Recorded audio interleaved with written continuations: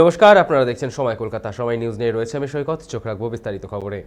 কোচবিহারের চ্যাংড়াবান্ধায় আনুষ্ঠানিকভাবে চালু হলো বাংলাদেশি হোল্ডিং সেন্টার। ভারত সরকারের নির্দেশ ও জেলা প্রশাসনের সিদ্ধান্ত অনুযায়ী ট্রাক ওনার্স ভবনে শুরু হয়েছে এই কেন্দ্রের কাজ। প্রথম দিনেই সেখানে আনা হয় 10 জন বাংলাদেশিকে, যাদের মধ্যে রয়েছে পুরুষ, মহিলা এবং শিশুরা। সেন্টার ঘিরে কড়া নিরাপত্তার ব্যবস্থা করা হয়েছে এবং মোতায়েন করা হয়েছে পুলিশ বাহিনীও। এদিন পরিস্থিতি খতিয়ে দেখতে ঘটনাস্থলে যান মেখলিগঞ্জ থানার ওসি মোহাম্মদ শাহবাজ ও বিডিও নরেশ রাজ রায়। আমাদের সঙ্গে এই মুহূর্তে টেলিফোন লাইনে রয়েছে আমাদের প্রতিনিধি সানি রায়।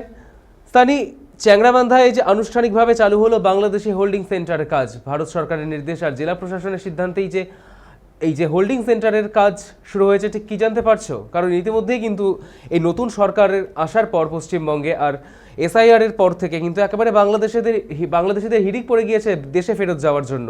ঠিক কি জানতে পারছো এই মুহূর্তে, কি আপডেট পাচ্ছো?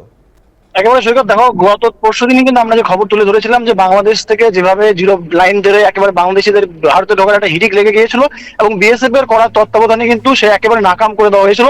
সেই খবর হওয়ার পরেই কিন্তু মেখলিগঞ্জের নবনির্বাচিত বিধায়ক দধিরাম রায় তিনি ঘটনাস্থল পরিদর্শন করেন এবং তিনি যেমনটা দাবি করে বলেছিলেন যে ভারত সরকারের কড়া নির্দেশিকা রয়েছে এবং সদ্য নির্বাচিত মুখ্যমন্ত্রী শুভেন্দু অধিকারীর নেতৃত্বাধীন সেই সরকারের আমলে কিন্তু কোনোভাবেই কোনো অবৈধ অনুপ্রবেশকারীকে রেয়াত করা হবে না।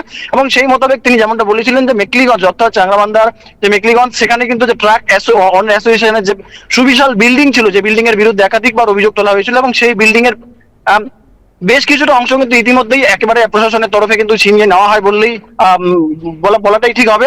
এবং সেখানেই কিন্তু জলপাইগুড়ির পর এবার এই জলপাইগুড়ি জেলার যে সাংগঠনিক যে সংগঠন, সেখান থেকে কিন্তু এই হোল্ডিং সেন্টারটি নির্মাণ করা হয়েছে এমনটাই কিন্তু দাবি করা হচ্ছে। এবং গতকাল থেকে কিন্তু সেই সেন্টারে এক কড়া নিরাপত্তায় সেই তত্ত্বাবধান দেখা হচ্ছে এবং আজ যেমনটা জানা যাচ্ছে, এখনো পর্যন্ত প্রশাসন সূত্রে যে খবর রয়েছে যে আজ কিন্তু গত পরশুদিনের যে 10 জন বাংলাদেশি যাদেরকে কিন্তু আটক করা হয়েছিল বা একদম জিরো লাইনে, তাদেরকে আজ সেই হোল্ডিং সেন্টারে নিয়ে আসা হয়েছে এবং তারপরেই কিন্তু আজ সকাল থেকে সেখানে তৎপরতা করা হচ্ছে। একদিকে যেমন বিএসএফ এর কড়া নির্দেশিকা রয়েছে, সেখানে পাশাপাশি যারা পুলিশ প্রশাসন রয়েছেন তাদের তরফে কিন্তু বাড়তি নিরাপত্তা রাখা হয়েছে। সব মিলিয়ে এই মুহূর্তে অনুপ্রবেশকারীদেরকে রাখার যে বন্দোবস্ত, তা কিন্তু একেবারে কোচবিহার জেলার এই মেখলিগঞ্জের যে চ্যাংড়াবান্ধা, সেই চ্যাংড়াবান্ধা ট্রাক অনার্স অ্যাসোসিয়েশনের যে হোল্ডিং সেন্টার, তা নিয়ে কিন্তু রীতিমতো একেবারে রাজ্য রাজনীতি শোরগোল। সৈকত, ধন্যবাদ সানি।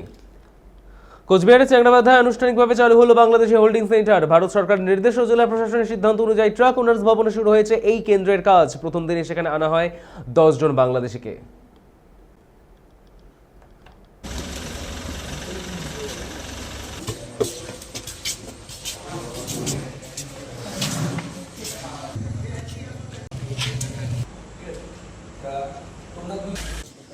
আমি তো বলবো খুব ভালো হয়েছে, প্রয়োজনও ছিল।